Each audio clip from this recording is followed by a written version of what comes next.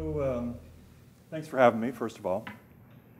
I'm going to start by just talking a little bit about, when Dan and Gary asked me to talk here, they asked me to talk about my why. What's my why? Why am I doing all the things that I've been doing? I started a company about 20 years ago. I sold that company.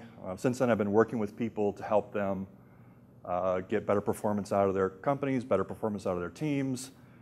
Change is a big part of it. Change is very hard. And I think what I'd like to share with you today is the number one thing that I have found most useful in all that time, all that stuff, leadership and also advising. And it comes down to understanding how people understand. We all know, we've all had that experience with a know-it-all, right? Someone who just seems to know everything, but doesn't really convey information to us because this is a Ralph Waldo Emerson quote, I believe. Who you are speaks so loudly that I cannot hear what you are saying. Okay? So, of course, if we're going to be helpful or do something useful in the world, it's helpful to know your stuff, right? Know your subject. That's important. But that's only half the equation. The other half of the equation is, how do people understand stuff? Because if you don't understand how people understand, you're going to be like that know-it-all, right? And that will make it hard for you to get past that first level that we saw this morning, where you're giving up control to other people. So let's start there. How do people understand? We've heard a lot of stories today. I believe that stories is the way that we make sense of the world. We have stories inside our head. We have stories that we tell ourselves.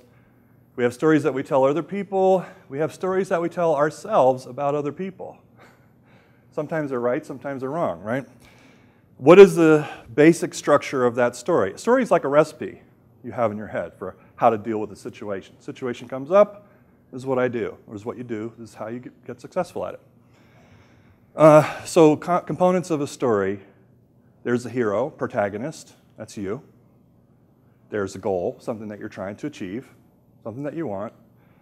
There's the resources, which are the things that you use to get the goal. And there's the constraints, the things that stand in your way for getting the goal. This is how people think about the world, how we all think about the world. Now I'm going to give you an example. Even dogs, okay, have stories. I'm going to give you an example. About a year ago, my wife and I and son adopted a dog, rescue dog, 6-year-old dog, okay? Does anyone here have a rescue dog? Okay. Rescue dogs have stories already in their heads, right? From their life before. And we don't always know what those stories are. So it seemed like this was a great dog, right? It seemed like a great dog. It was New Year's Eve. We had a special dinner for all of our family. And my wife thought, let's do something special for the dog. So she got a big bone. Right? And what do you expect is going to happen when you give a dog a bone? He'll chew it, he'll get excited, right? He's going to be happy. What happened, we gave this dog this big bone. He turned evil. Okay? He turned evil. He grabbed the bone, he growled, he ran off with the bone. Probably the best thing he'd ever had in his life, right? So what happened? My son walked up to him. Hey, it's okay. He bit him. He attacked him. Right? He thought my son was trying to take the dog's bone away. So, this dog had a story in his head, right? We understood that he came from a hoarding situation with lots of other dogs. His story in his head probably was, if I get something good, I better protect it. Right? If I get a good thing, I got to run off and protect it, and anyone who tries to approach is probably trying to take it away. Okay? We kept the dog. We've learned a lot. We've learned a lot about his stories, about our stories. We've learned to get along with him a lot better. But here's the thing. Stories in our heads, so obviously the dog was reacting in a way that was inappropriate for the situation, right? The dog did not know. There was not a threat there any longer, right? We think of stories, they're cause and effect chains. They're relatively simple in our heads. And behavior and stories are linked. That's the point of the dog story. Without knowing the story, you see the behavior. Like my first thought was, we got to get rid of this dog. It's a problem dog. We brought in this guy, he'd probably be a great speaker here. It's called the Dog Whisperer of St. Louis. And he came and he said, you know, just imagine you never had a car and suddenly you got this big Ferrari, you know. Of course you're going to like have this feeling. He helped me understand the dog a little better. So stories connect with behavior, but they also form what I call story webs. They're connected bits of behavior. So they don't exist in isolation, they exist in the systems. So if you think about it this way. Here's a simple example we're all familiar with. Child throws a tantrum, right? In the grocery store. Kid wants candy or whatever. See something? So what's the story in the kid's head? I want the thing. I'm going to assert myself. I'm going to create a scene. And lo and behold, different parents have different ways of reacting, right? What's the parent's story? What's a parent's story? Everyone's looking at me. This is really embarrassing. I can make a fight. I can give in. I had a long day. This is not in the mood for this. I could give the kid what he wants, right? Sometimes you do, sometimes you don't. But if you do, you're creating a story web, and what you're really creating is a tantrum creating system. And we know this, right? The parent has a story that says, okay, just this once. Just this once.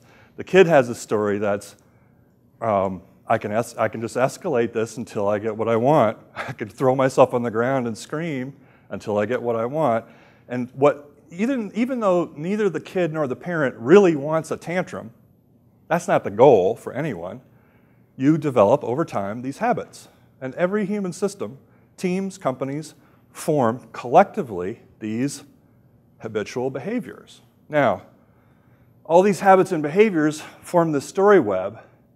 Sometimes we try and solve the problem by just looking at the behavior. That's where I think there's a problem. You can't see the stories. The stories are invisible. And you can't get the story right from observing the behavior, even though we do it all the time. We make theories in our heads about other people's behavior without understanding the stories, and we never test. Very rarely do we validate that we got the right story. I'll give you an example. This is a friend of mine, a software guy, programmer. Everyone was working way too hard, late nights, et cetera, et cetera. And they all agreed, we're not going to work late. We're going to knock off at 5. And they all did except one guy. Now, this friend of mine is the leader of the team. He wasn't the guy who was staying late, but he had a story in his head, which was, okay, he thinks he's being macho. And he thinks he's a tough guy, programmer. He's going to stay late. He's going to show us all. You know, he's going to show us how great he is. And he's really getting frustrated with this guy. And one night, 1 a.m., late at night, he confronted this guy about it. What happens? The guy bursts into tears. He's not working late to prove anything. Home is not a safe place for him. He's just trying not to go home. That's his story. You see how important it is to actually figure out what the stories are? You know, think about incentives. We try and, we look at behaviors. Typically in organizations, we look at behaviors and we try and design the incentive to get the behavior that we want. But we rarely do we get the behavior that we want because we're missing the story. For example, this is a story from China. Archaeologists were looking for dinosaur bones, and they would pay people to bring them pieces of dinosaur bones. A certain amount of money per piece of dinosaur bone. Sounds reasonable, right? Pay per bone. Here's what happens. People dig up a giant dinosaur skull, they smash it into pieces because they get more money for more bones. Okay? This is called the cobra effect. There's also happened in British colonial India. We have too many cobras. We're going to pay people for dead cobras. So people start breeding cobras to kill them to get money because you get paid for a dead cobra, right? So incentives don't work if you don't understand the stories. These story webs, they're in our heads. If I say the word elephant to you, you got a picture of an elephant in your head, but you don't actually have an elephant in your head, right? Everyone has a different picture in their head. And the whole world inside your head is not the same as everyone else's world. Everyone else has a different story web because it's all their experiences and all their stuff that they've learned over their whole lives is in there. They're all different. So in a very real way, all of us are living in different worlds. Okay? So I want to tell you quickly how to make sense of a world, of the world. You've got to understand all these stories. All the stories together form a system. Your stories, my stories, all of our stories together form a system, especially if we work together. If you understand the stories, you can understand the system. If you can understand the system, you can change it. Okay? And this is how can you do that? How do you do that? It's simple, which is not the same as it being easy. How to listen to a system. First thing, think of yourself as a doctor, like a therapist. Okay?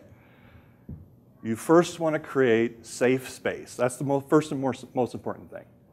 Create safe space. That means no status. Usually means one-to-one or small group, outside of the office, over drinks, over dinner, what have you. I have a friend who created safe space. He just actually had a electric tea kettle in his cubicle, and he would make tea for people. That's how he created safe space. And he told me, and I thought this was brilliant, he discovered that it's impossible for someone to be angry with a hot cup of tea in their hand. It's impossible. So you can test this. I encourage you to. Second thing is suspend your disbelief. Just like when you go watch a Spider-Man movie, right? You're not sitting there going, you're going to enjoy the movie. You're not going to sit there and ask yourself, question everything in the movie. But we do that in conversations, right? When people are talking to us, we question everything. Just suspend your disbelief. Just think of it like a Spider-Man movie. Instead of asking yourself what's wrong with this or why you disagree, just ask yourself, what would I need to believe for this to be true? What would I need to believe for this to be true? You don't have to agree, but you have to just suspend your disbelief for a minute. And then where it becomes really powerful is when you start looking and finding intersections between people's stories. Because what is a resource in one person's story is a constraint in another person's story. And that's where story webs are weak, vulnerable to your change stuff, because there's disconnects between the stories. For an example, in a company, talking to a design firm, the salespeople like templates. They like to make a proposal, put together a template, get it out there.